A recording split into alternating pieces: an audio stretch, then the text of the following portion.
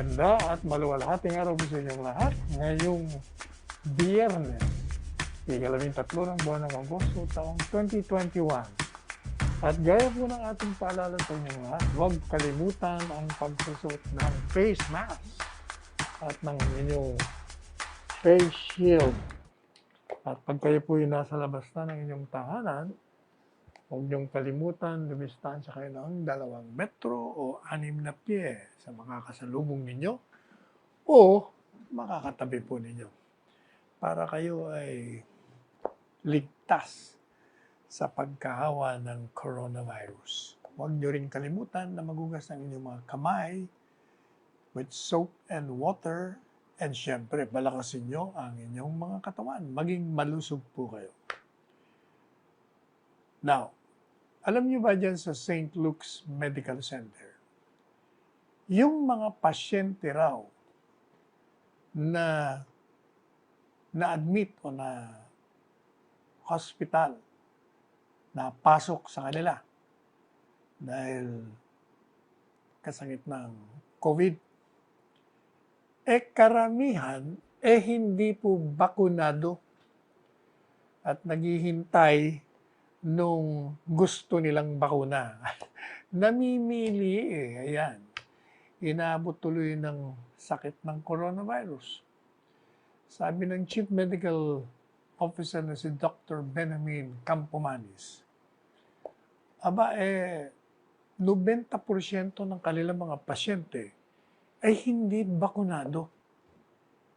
At ilan daw sa mga hindi bakunado, dahil nung tinanong nila kung bakit di ba kayo bakunado, kasi naghihintay pa sila ng gusto nilang brand ng bakuna. Yan na nga ba ang sinasabi natin Huwag na po kayo kasing maghintay ng brand na gusto ninyo. Ang iba gusto isang turok lang, yung Johnson. Yung iba nag-aantay ng Pfizer o Moderna. Okay ho, lahat na uri ng bakuna. O tingnan nyo tuloy. Kaya hihintay nyo, hindi ba palagi kung sinasabi nyo, between paghihintay nyo at pagdating nung hinihintay nyo, baka tamaan kayo. O di yun na nga nangyari. Ay, nako. Kaya sabi ni Dr. Campomanes sa kanila, huwag nyo na kasing hintayin pa, magpabakuna na kayo. Yun daw pong mga iba na nakapasok sa ospital nila na nag-COVID din. Mga moderate kasi bakunado. Yun. You see, kaibahan. Very few moderate, sabi ni Dr. Campomanes. Very, very few, as in very, very few. Konting-konti. Mabibilang mo raw sa daliri mo yung mga bakunadong tao na nagkaroon ng moderate disease. Walang critical sa kanila. Yan na nga ho ba sinasabi natin ayaw kayo kasing nagpapaniwala sa mga sinasabi ng mga eksperto, mga doktor, mga paalala sa inyo ni Presidente Rodrigo Roa Duterte ng programang ito at ng kung sino-sino pang nagmamahal sa inyo. Sundin po ninyo kasi. Sabi ni Dr. Campomanes, sana makumbinsin natin itong mga iba pa na kung anumang bakuna meron dyan, kunin nyo na kasi. Kasi pag hindi, tatamaan talaga kayo ng coronavirus. At hindi sigurado na severe ito o critical pag hindi kayo bakunado. At ang ibig sabihin yan, ospital. O, biro nyo kung ma-ospital kayo. Hindi kayo mabibisita ng mga mahal nyo sa buhay. Pag natuluyan pa kayo, wala na. Diretso kayong i-cremate. Gusto ba ninyo yun? Kaya, wag ko kasing matigas ang inyong mga ulo. Ang matigas lang yung kamao. Ayan, ang matigas. Yung ulo dapat malambot. Nag-iisip. Alam nyo, sabi ni Dr. Campomanes, yun daw mga nakakakuha ng moderate usually, kahit na bakunado sila, yung mga senior citizens, yung mga elderly, sila kasi ang medyo vulnerable kahit bakunado na. Unang-una kasi may mga underlying illness yan. Yung mga iba niya, may alta pressure, may diabetes, may rheuma, may sakit sa puso, may TB pa yung iba di ba? Kaya medyo mahina immune system nila.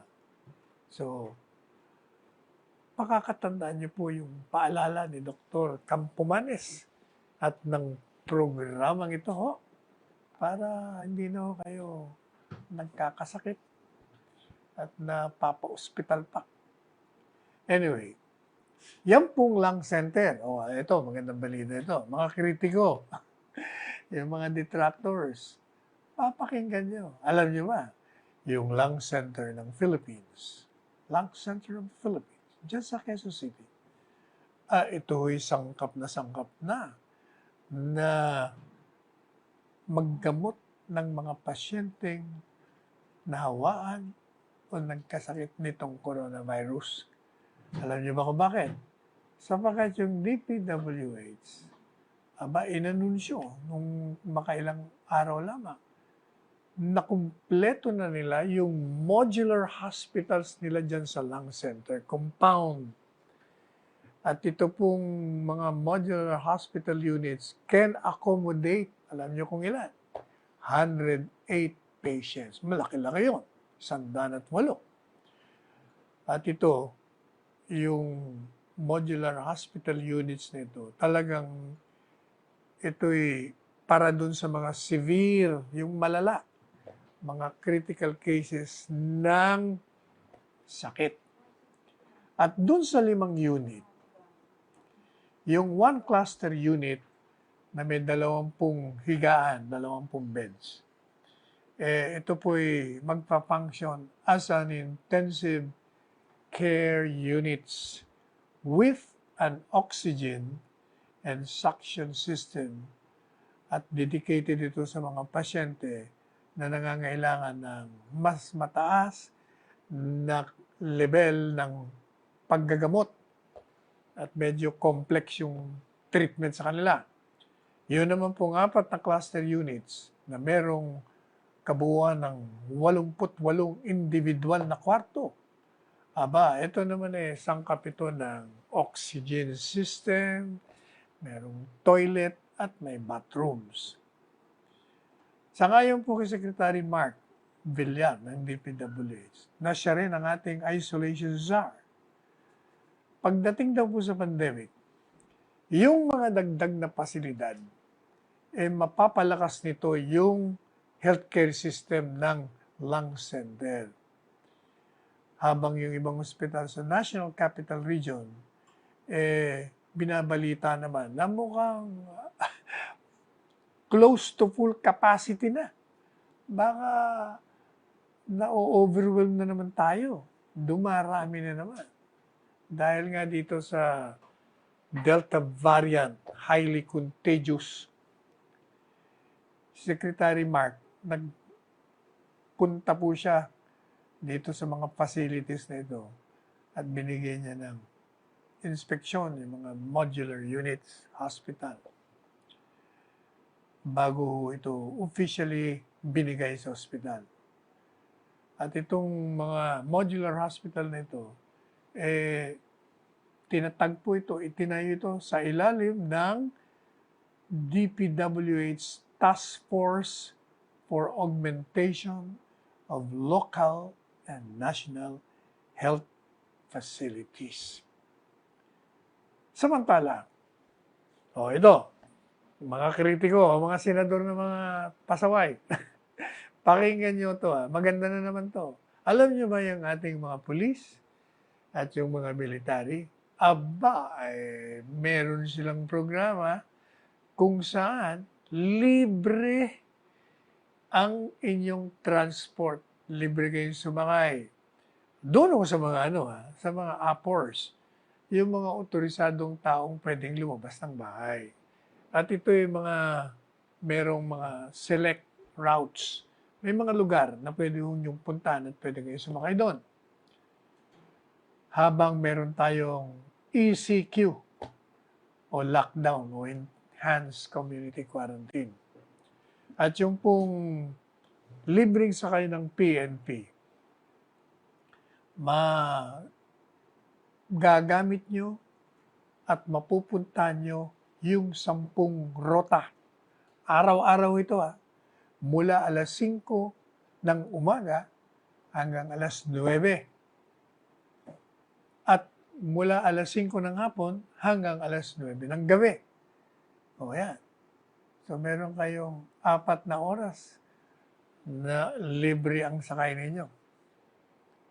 At ito raw po ang pamamaraan ng PNP upang makatulong naman doon sa mga mamamayan natin na kailangan ng transport at ng ano pang pwedeng serbisyong ibigay doon sa mga tao na pwedeng lumabas at kailangan pumunta kung hindi sa kanilang mga opisina, pabrika, sa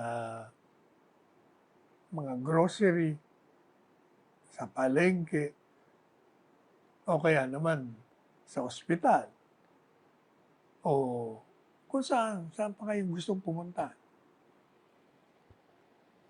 Kahit dyan sa mga butika, yan, pwede nyo kung wala kayong masakyan, libre.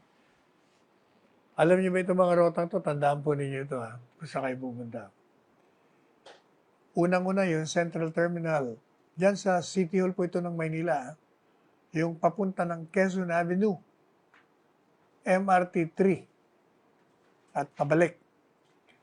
Pangalawa, yung pong Camp Crame to Tungco, San Jose del Monte.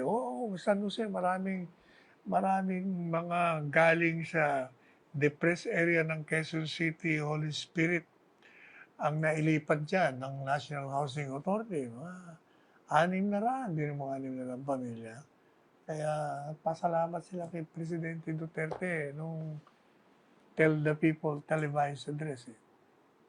Yan. So kung kayo pupunta sa San Jose del Monte, punta kayo dyan sa Crame. Ang daraanan po ninyo dyan via Commonwealth Avenue at pabalik.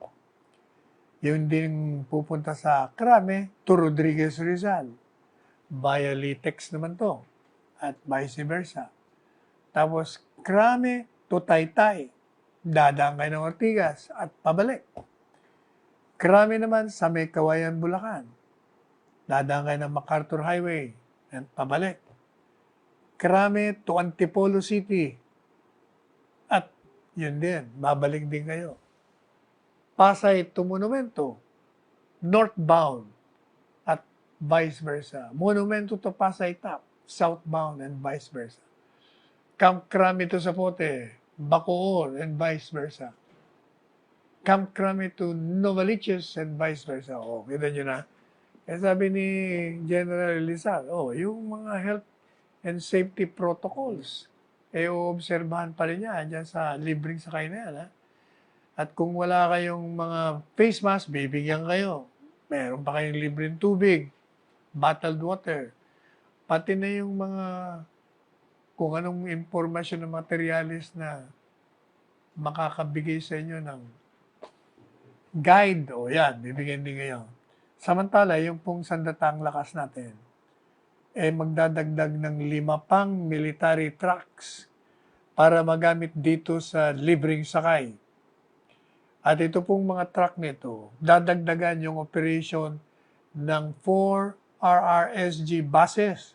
Meron noong dating mga bus na libre na ito'y dineploy na rin sa mga major na mga rota.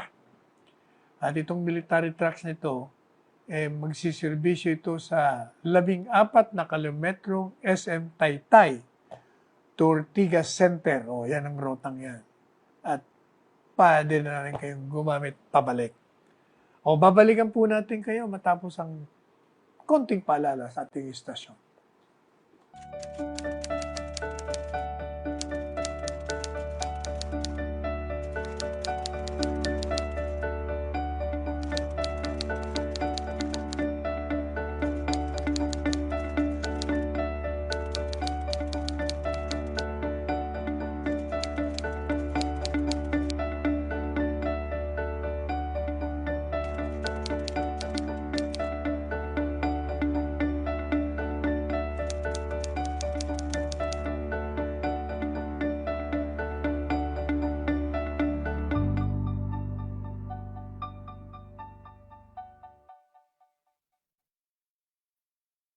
na yung ating bansa ay medyo out of recession. Nakabangon tayo sa recession with 11.8% growth. Alam niyo kung bakit? Kasi yung ating mga economic managers magagaling.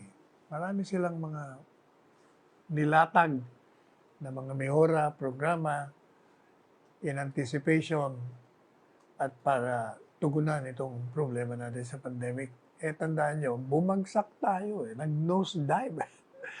Kung baga, para tayo nahulog sa bangin. During the same period last year, kung titingnan mo yung statistika ng Philippine Statistics Authority. At nagkaroon po ng press briefing yung national statistician si Dennis Mapa. At inanunsyo niya na 11.8% growth mula noong Abril hanggang Hunyo. At ito ay nagkaroon ng pagbabago. There's a shift from 3.9% na nosedive, nag-plunge in the first 3 months of 2021. At yung pong latest pace meets the expected double-digit growth. Yung pong pacing natin ngayon pagdating sa growth ng economy. Ito'y inasahan natin to na magkaroon ng double-digit growth ng ating economic team. Pati na yung mga nag-a-analyze na nagkasundo-sundo sila doon sa kanilang expectation. At yung ating socio-funny economic secretary na si Carl Chua, binigyan diin na yung pong mga latest figures, hindi lang po ito dahil sa mababang figures nung nakarang taon. Ang sabi niya, ito yung resulta ng magandang pagbabalanse sa pagitan ng pagtugon sa COVID-19 at yung pangangailangan naman na ibalik natin yung mga trabaho at yung mga sahod ng sambayanan, mga kababayan natin na nawalan dahil sa pandemic. At sa ngayon po kay Secretary Chua, ito pong lockdown natin ngayon ay kakaiba sapagkat maraming negosyo, maraming pabrika, at mga serbisyo na pinapayagan na mag-operate. Pati na yung public transport remaining available. Marami yun pati nga yung pwedeng mag-operate ngayon yung sa tobacco industry. Maraming pina-operate. Hindi kagaya noon na talagang umistop. At ito raw ay isang maliwanag na indikasyon na kailangan i-manage natin yung risk. Sa halip na basta na lang natin isasarado yung malaking bahagi ng ating ekonomiya. Mas maganda ito dahil meron tayong mas oportunidad, tsansa na mas aayos natin yung ating ekonomiya. At the same time, pati na yung kalusugan ng ating mga kababayan. At sabi pa po ni Secretary Chua, yung ating economic team ay patuloy na nagre-repasok dito sa full year growth targets, lalong-lalo na dahil nga merong banta na naman itong Delta variant na ito. Kaya palagi sila nakatutok. Hindi nila iwinawaksi yung kanilang atensyon. Lalo pa ngayon, na bumalik tayo sa 2 linggong ECQ.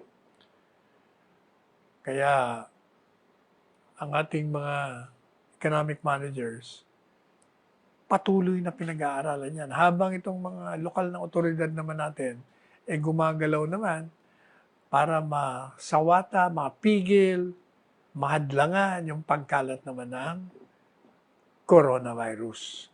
Lalo na yung Delta variant. Samantala, meron pong mga grupo ng pediatric. Ibig sabihin ito yung mga doktor ng mga bata ito.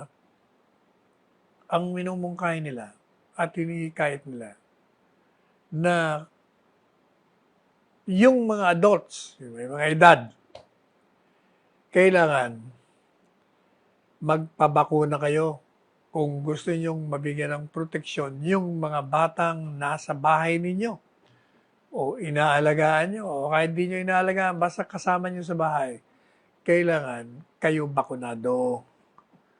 Sapagkat sa pamamagitan ng pagbabakuna ninyo sa inyong mga sarili, nabibigyan na po ninyo ng proteksyon yung mga batang nandyan sa sinasakupan yung bahay. Yan po ang pahayag ng Pediatric Society of the Philippines as well as the Pediatric Infectious Disease Society of the Philippines. Ang pinakamagaling daw na pamamaraan na magbigay proteksyon sa mga bata, bakunahan yung mga naririyan sa bahay na may mga edad na nag-aalaga sa kanila. At yung pagbabakuna ng mga kwalipikadong adult household members, hindi lamang puproteksyonan itong mga batang ito. Kasama na, pati sarili nila, pinoproteksyonan na rin nila, pati yung mga kasama nila mga adults. Lalong-lalo na, ang mga bata, siyempre, at iba pang mga vulnerable na tao na hindi pa pwedeng bakunahan. At ang sabi ng dalawang grupo, yung pag-aaral nila, lumalabas, na yung mga bata raw po, nahahawaan ng isang adult. Doon ang gagaling ang paghahawa sa bahay. Dyan lang daw po sa National Children's Hospital, nakakita sila ng pagtaas ng admission ng mga batang may sakit ng coronavirus. Habang dyan naman sa Philippine Children's Medical Center, iba naman ang pinakitang trend. Ganun pa man, kailangan talaga bilang proteksyon dun sa mga bata, magpabakuna kayo lahat ng mga nandyan sa bahay niyong adult. Basta merong bata, pabakuna na ho kayo. Because you're not only protecting yourselves, you're protecting the children as well. Samantala, pati itong si Senador Christopher Bongo, alarmado na rin sa dumadaming kaso ng mga bata na nagkakasakit ng coronavirus. Kaya nananawagan siya na kailangan siguro paigtingin natin yung pagsunod natin sa mga health protocols at yung paglawak pa ng ating programa sa bakuna. Sabi po ni Senador Christopher Bongo, i-emphasize sa kanyang kapwa mga Pilipino na may sakit nitong coronavirus, pati yung mga tao na naapektahan ng striktong pagpapatupad para madlangan natin ang pagkalat ng Delta variant ng coronavirus. At siniguro ni Senador Christopher Bongo na ang pamahalaan natin talagang ginagawa ang lubos na kanyang makakaya upang balansehin yung pagbibigay proteksyon sa kalusugan habang hinahayaan natin yung ating ekonomiya huwag namang madapa.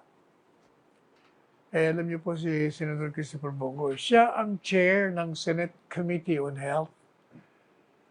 At dahil siya ang namumuno sa komite yan sa Senado, kaugnay sa kalusugan ng ating mga kababayan, kaya siya nagpahayag ng kanyang concern sa nakikita niyang pagtaas ng bilang ng mga kaso ng coronavirus sa mga bata.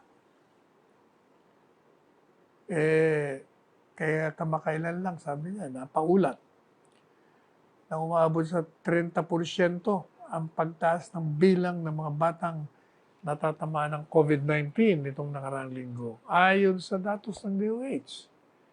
Kaya given this, sabi niya, ang minumungkahi ni Senator Christopher Bongo sa otoridad, pag-aralan niyo kung pupwede na napalawakan natin yung bakunang rollout natin at sama na rin natin itong mga bata.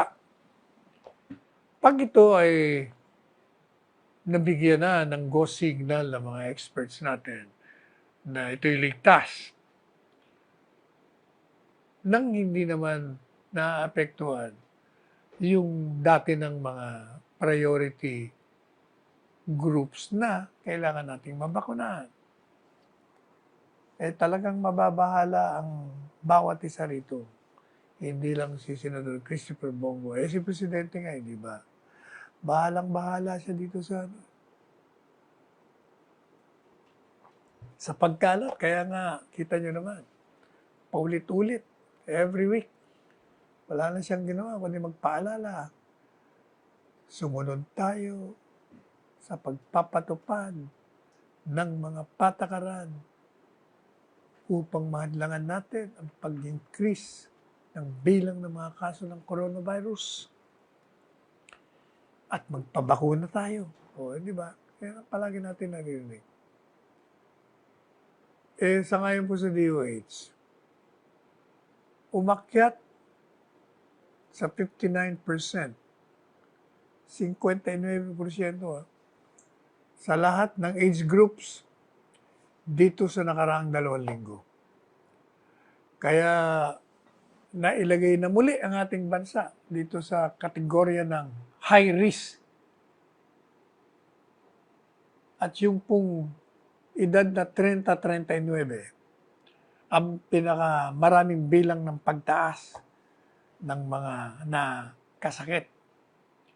Samantala yung edad 80, paakyat, sila naman ang pinakamababang increase. So, okay din naman yung mga 80 paakyat, sila nga supposed to be ang madaling magkasakit Pero bumaba yung bilang nila. Yun namang mga medyo malalakas na 30-39 age group. Siya naman ang umakyat. I wonder kung hindi lang nabanggit dito kung ito'y bakunado o hindi. Kasi pag bakunado ka, okay lang na mahawaan ka dahil hindi masyadong maselan, hindi malala.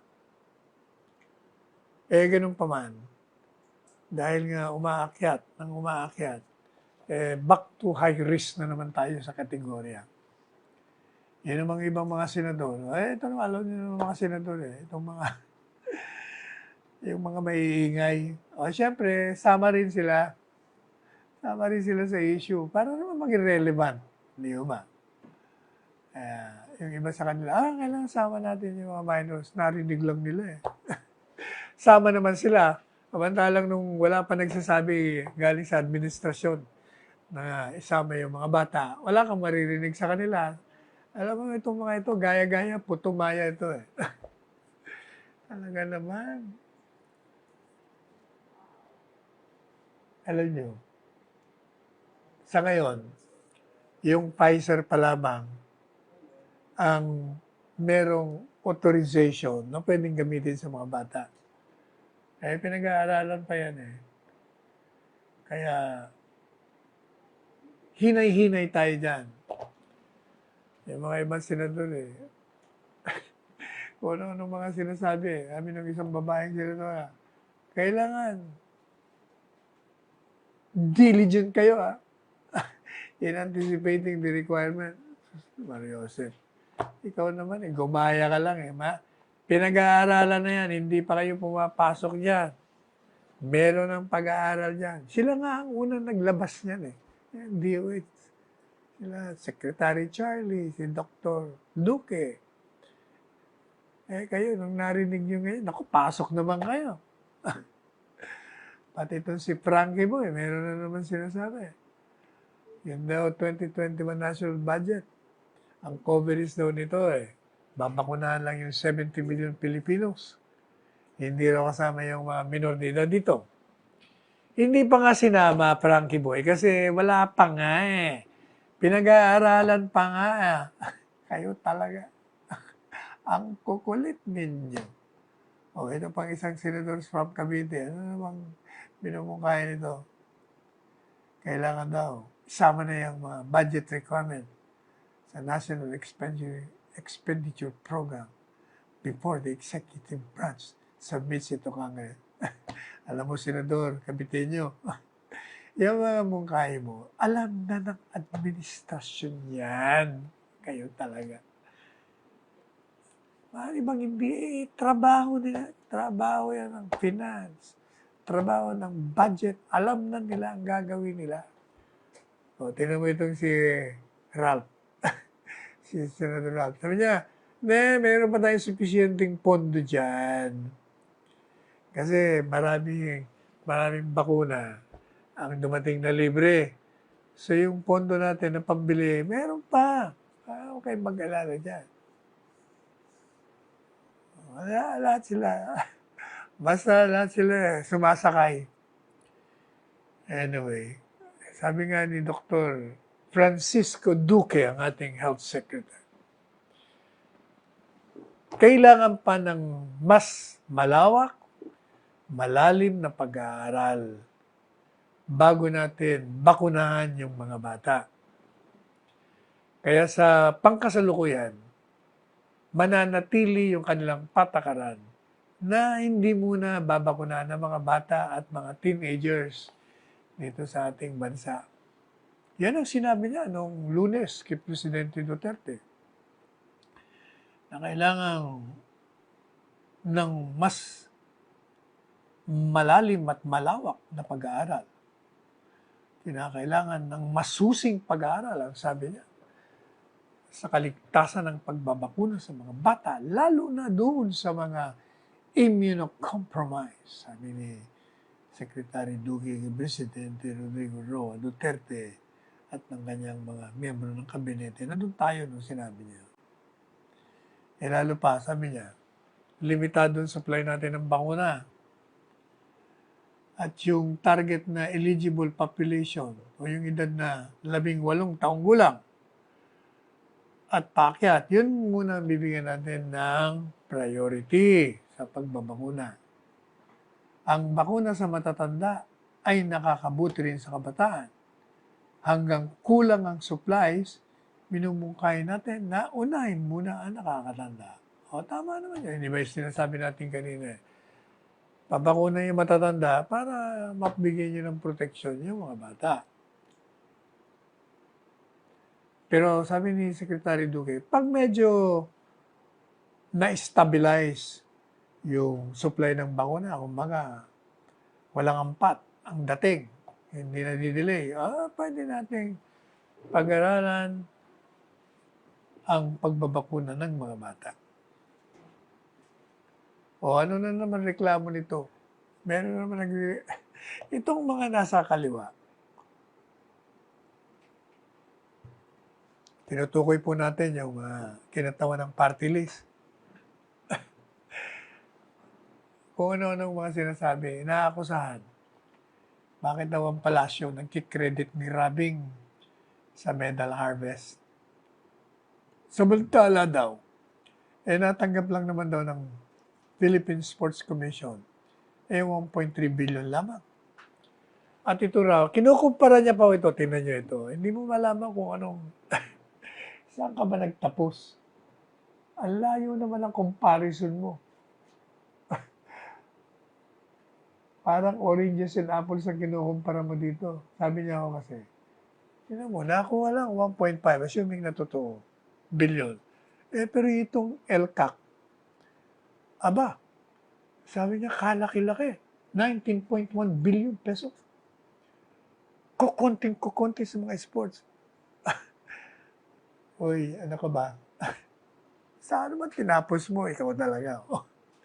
Yung LCAC, alam mo ba kung ano ang tumatanggap niya?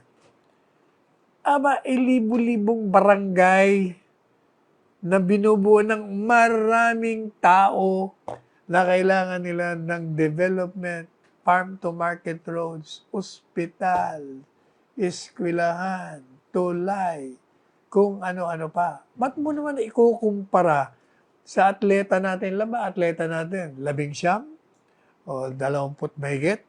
Ikaw talaga, ano ba naman yan? Diyos mio, perdon ka naman. Ay, nako. Basta lang, maging relevant kuno.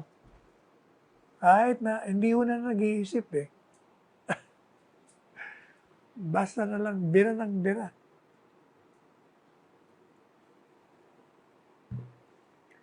Ay, nako. Oh, sino pa? Alam nyo, tiningnan yung record. Ano ba talaga? Ilan ba talaga ang naibigay? Totoo bang 1.5 billion lang? Oh, etong figures ha. Oh, makinig ka, yung party list na babaeng kumakatawan sa party list niya. Oh. Yung opisina ng presidente, kung titingnan mo record, binigyan ng Philippine Sports Commission ng budget ng, magkano? 223.5 million pesos sa unang year noong 2017, nung ito'y umakyat sa kapangyarihan ng administrasyon. At ito ay mas mataas doon sa budget nung Aquino administrasyon. Magkano ba nun? 168 million peso budget.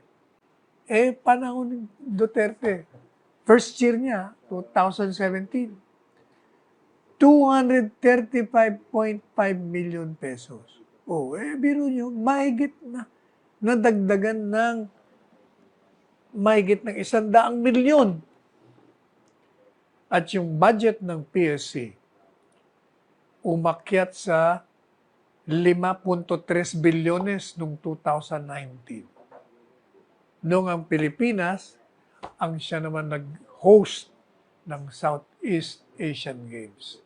At yung pong Philippine Sports Commission, nakakuha rin ng 944 million peso budget noong 2020. Bago ito tinanggap yung 1.3 billion noong 2021. Ito yung sinasabi niya. Hindi mo tinitingnan yung record, yung mga bago ka nagsasalita. Ito po yung the year the Tokyo Olympics finally pushed through after a year of postponement. Dahil nga nag-pandemic, na-postpone. Kung ikukumpara mo ngayon, yung administrasyon ni Pinoy, nagbigay lamang sa Philippine Sports Commission ng 178 million pesos sa 2012, 179 million pesos sa 2013, 182 million pesos in 2014, 186 million in 2015, at 189 million ulit noong 2016. Ang overall national budget, alam niyo ba, nag-increase ito ng 1.6 trillion noong 2011, naging, magkano? 4.5 trillion ngayong 2021. Nung mga nakaraang dekada, yung budget ng Philippine Sports Commission, hindi nakarating doon sa 1% ng overall amount ng national budget. O kaya ikaw, yung kongresista, ano bang party list yun? Anong party list ito? Party list ng Gabriela. Mag-aral ka muna, Iha. Hindi yung salita ka ng salita. Mag-lockdown muna yung bibig mo, mag-aral ka muna. Tingnan mo muna yung mga figures bago ka babanat. Ay, nako. Alam niyo ba, na itong nakuha nating tagumpay, ito the best Olympics participation ng ating bansa. matapos ang 100 taon. Kaya ito inspiring and history-making run. At talagang ito ang panahon ng pagiging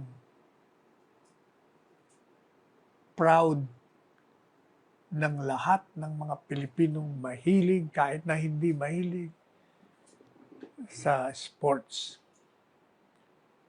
Sapagkat biro nyo, 97 years na tayo nagpa-participate, never tayo nakakuha ng gold medal. At dun sa 97 years na yon, hindi tayo nakakakuha ng sabay-sabay na silver medal sa boxing. O, pa isa-isa lang. Panahon ni Anthony Villanueva, panahon ni Velasco, Umpok Velasco. Pero ito, Petesio, Paalam, tapos meron pa tayong Marcial na nag-bronze. O, di ba?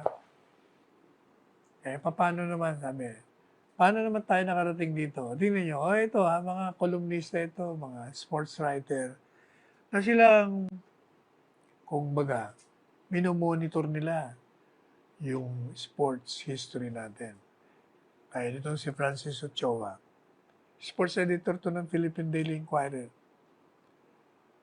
na kino-cover niya yung mga international contests, Olympics, kasama ng mga atletang Pilipino na sumali.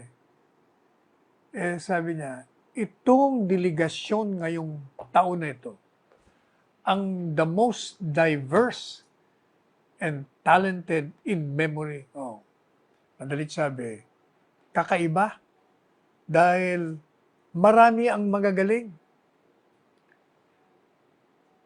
Sabi niya, the first thing is that the credential of this delegation is extraordinary.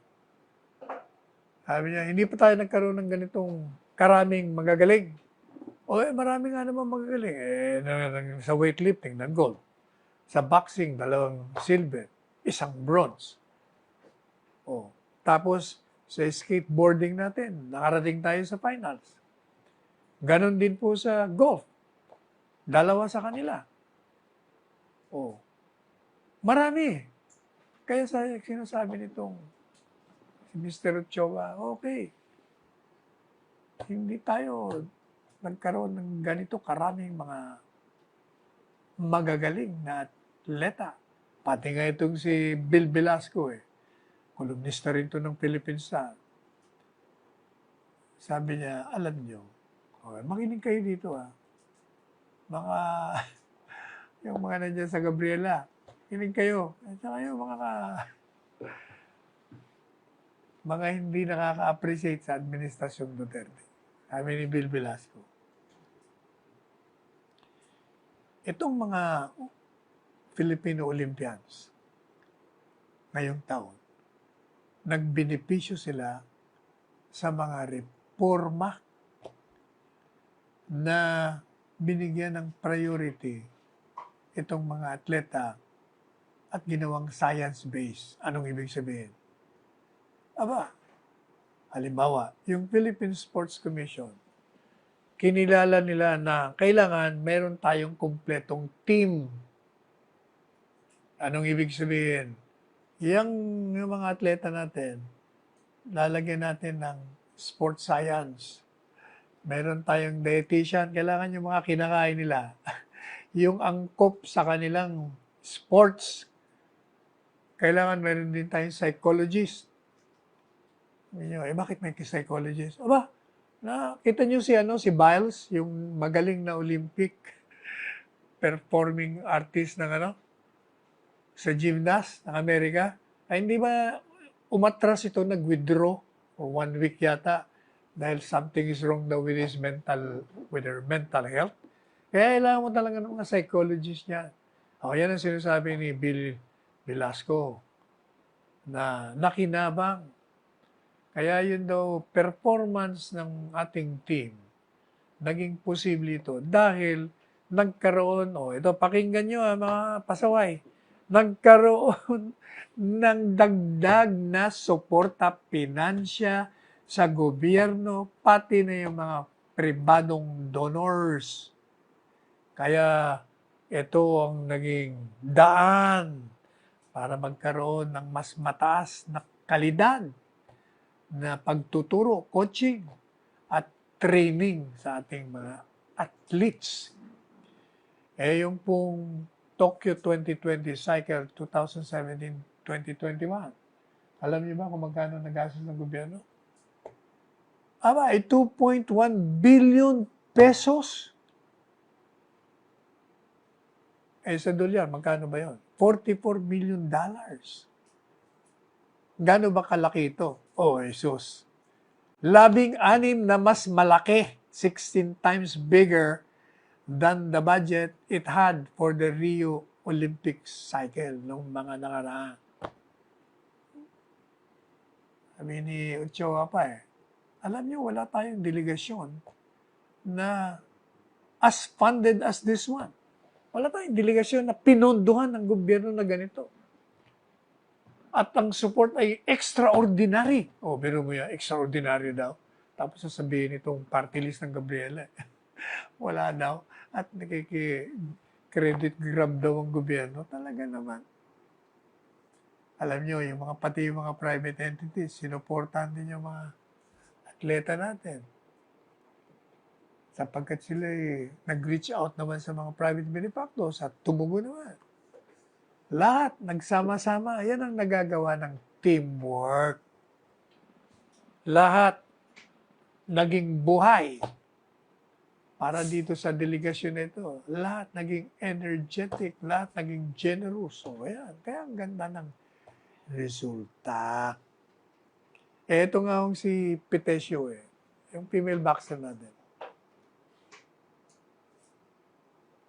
Teka muna. Balikan po natin si female boxer Pitesio after a short break from our sponsor, our TV station.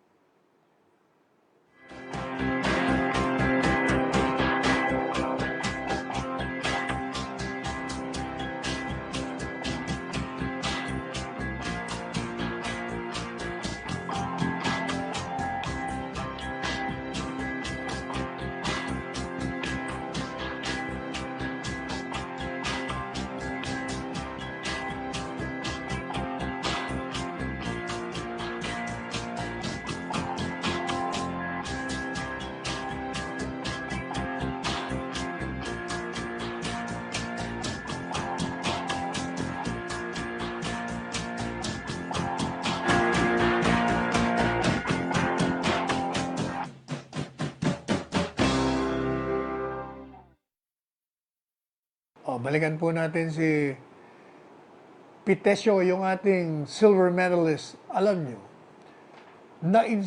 nabigyan daw siya ng inspirasyon ni Presidente dun sa kanyang send-off speech.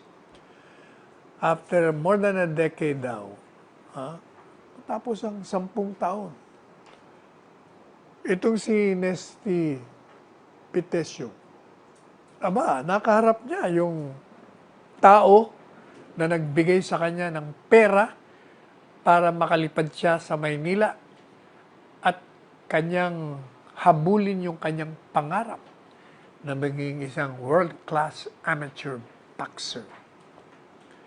Kasi po itong si Pitesio, ang history nito, bata pa siya, edad pa lang ng 7 taong gulang.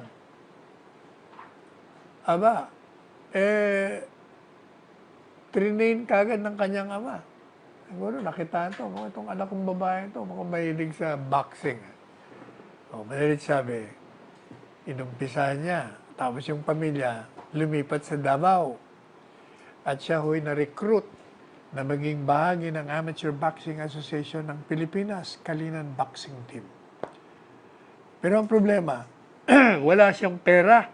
Pamilya niya walang pera para siya makarating sa Maynila at ituloy yung kanyang training dito.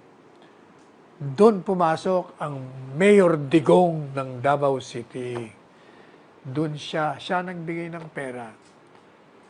Kaya si Boxer Pitesio nasa Malacanang Palace para doon sa send-off ceremony na inorganisa ng opisina ng presidente para doon sa mga magkukumpit sa Asian Games. Kaya nagkaroon naman siya ng pagkakataon na magpasalamat sa kanyang benefactor na si Presidente Rodrigo Roa Duterte. At itong presidente naman, nung nandun sila sa Malacanang, lahat, kanyang hinandshake. At tama-tama naman, nakausap niya nga itong si Boxer Pitesio. Sabi ni Pitesio tinanong niya kumusta raw kung ano ang sports ko. Sabi naman daw niya, boxing po. At ang sinabi niya rin sa Bisaya, you're tough. Galing ka. So, sinabihan ko po siya. Sabi niya, kayo nagbayad sa akin ng pamasahe ko sa Maynila. Kaya nakasali ko sa Philippine team. At sabi naman daw ni Presidente, natutuwa naman ako at ginawa ko yon. Kaya noong 2007, yung 15-year-old na Pitesio, 15-year-old na siya noong 2007, naisip niya na yung kanyang pangarap, parang hanggang pangarap na lang.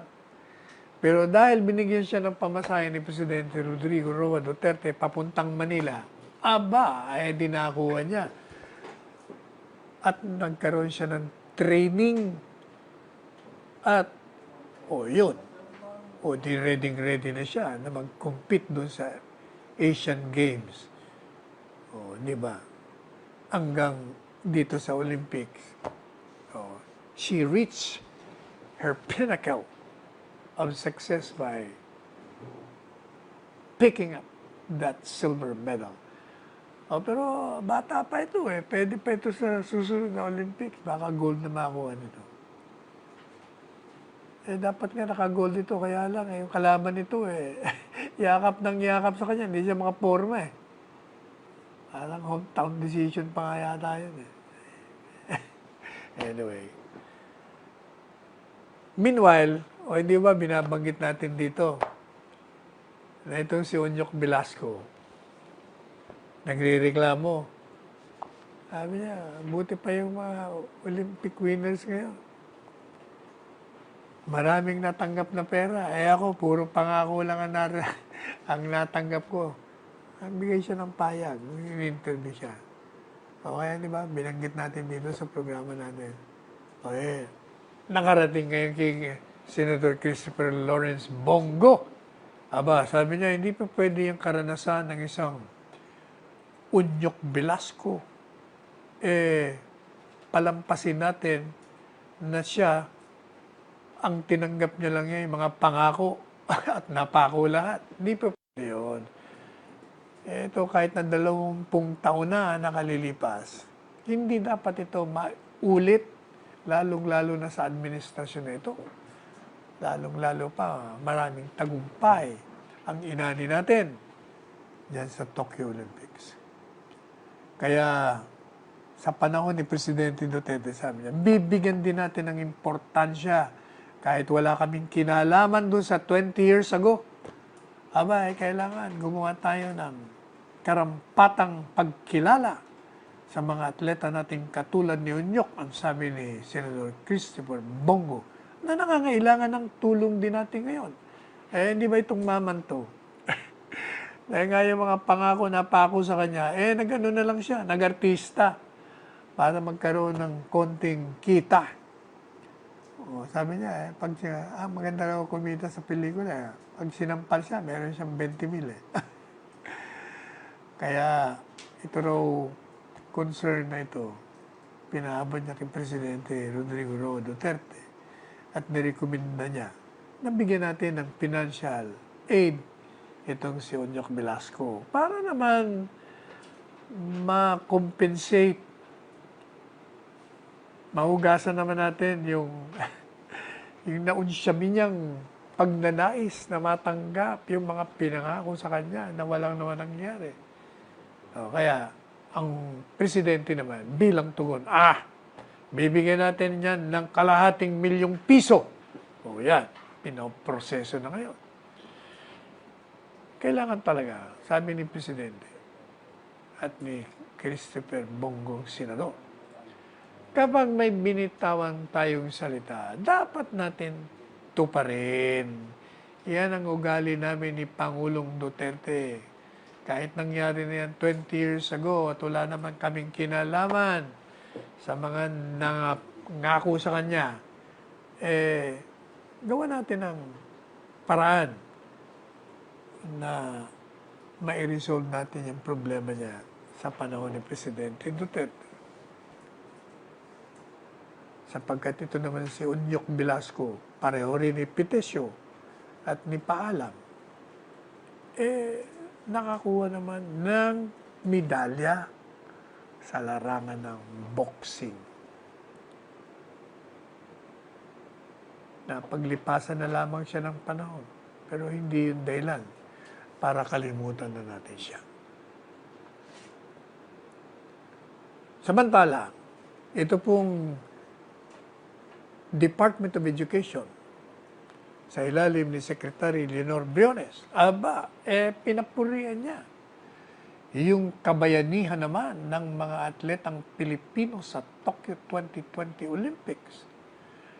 At tinikayat niya yung mga aspiring athletes na sundin ninyo yung footsteps ditong mga atletang ito. Ano gagawin nyo? Mag-apply kayo diyan sa itinatag nating bagong tatag to, National Academy of Sports.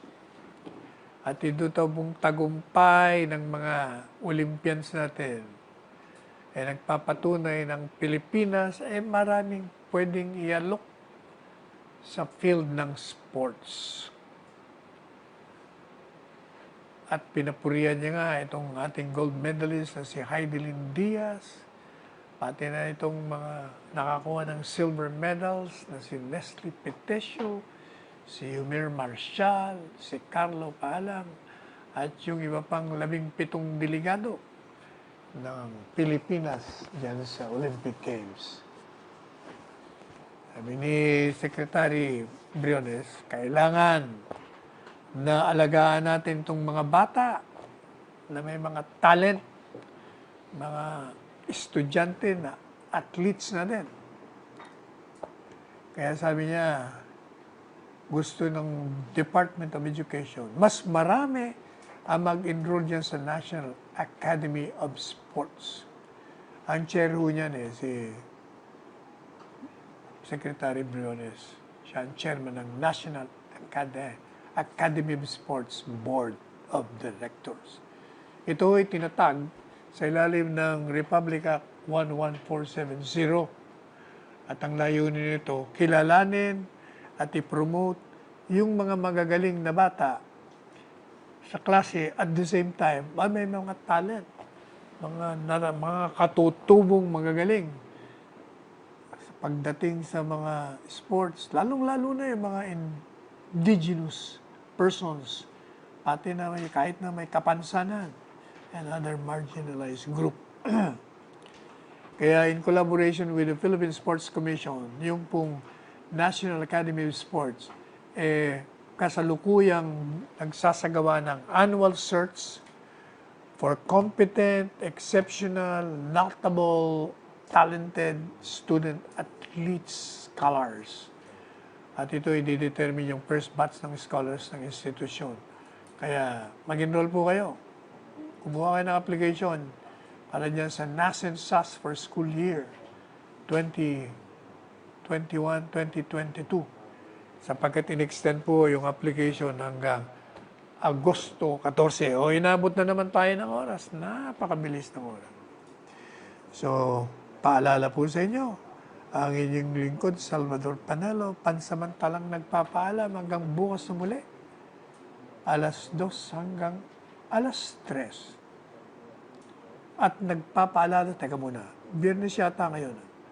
Kaya 1 to 2 tayo bukas. Magsuot po kayo ng inyong face mask, ng inyong face shield, kahit na ho kayo bakunado ho. At kayo, pag nasa labas ng bahay, siguraduhin nyo lang. Abay, patupad natin yung 2 meter or 6 feet distance away from each other. And always wash your hands with soap and water. At saka huwag nyo kakalimutan na magpakalusog po kayo. And siyempre, sa gabi, matutulog tayo ng mahimbing, kinaumagahan, magigising tayo, realizing na buhay pa tayo. Kasi unang-una, binigyan tayo ng buhay. Dugtong lang itong araw-araw natin ng buhay. Kaya kailangan pasalamat po tayo sa dakilang lumikha for giving us our lives and for extending them. Pasalamat din po tayo sa kanyang pag-akay sa atin sa tamang landas. Tayo po'y magpasalamat na binigyan tayo ng ganitong presidenteng matapang na, may malasakit pa, masipag pa. At saka, pagdasal po natin na patuloy ang kalusugan niya. Maganda, dami ng komentaryo. Okay naman mukha ni presidente. Mukhang maliwalas, gwapo, tsaka mukhang dynamic na naman. Ibig sabihin, maganda naman ang tulong ni presidente. Tayo ay manalangin na patuloy ang kalusugan niya upang tuloy-tuloy ang kanyang pagbibigay serbisyo ng matapat sa sambayan ng Pilipino. Sama na rin natin sa ating pagdarasal ang ating mga kalusugan. Nilayo tayo sa lahat ng sakuna, sakit. At tayo ay magtagumpay dito sa laban sa coronavirus. Let us tread the path of roses and let us go beyond the path of thorns. Magmahalan tayo and I love you all. Attorney Panelo, Senator Panelo o Attorney Secretary Panelo pala, my favorite candidate for Senator. Tatakbo ka ba? Sabihin mo na at para malaman ng mga tao. Mukha at tatakbo ka. Ginong Pangulo, siguro lalakad na lang tayo papunta Senado para hindi tayo madapa. Lakad na lang, huwag takbo. Alam mo, Sal, maraming tao na hindi nakakaintindi sa iyo. Pero pag nalaman nila gaano ka stricto, very strict sa disiplinado ka sa trabaho mo. At kung alam lang nila ang paano umaandar yung utak mo, bibilib ang Pilipino. Ako, bilib ako sa iyo. Bilib ako sa utak mo at I said I appreciate your itong mo yung pagka-stricto mo sa trabaho. Everybody is almost on a tip-top pag yung binabasa na namin yung mga recommendations mo. You are the presidential advisor, legal advisor of the president. At marami kang naibigay na mga opinion na nagamit ko. At sa awa ng Diyos, puro totoo. Sabi ko nga, hindi naman iniiwasan natin dito na magmukha tayong, or at least there is no, hindi magsuspect ang Pilipino na kasabwat tayo sa lilangan ng mga taong Pilipino. It's your turn to talk. Mabuti siguro magtagalog ka na lang. Mahusay ka, Bicolano ka. At saka Ilocano po ako, Presidente. Bicolano Ang ka. tatay ko ay La Union, ang nanay ko ay Bicolano. Whichever. Marami pong salamat for the kind words, Mr. President, and for your endorsement.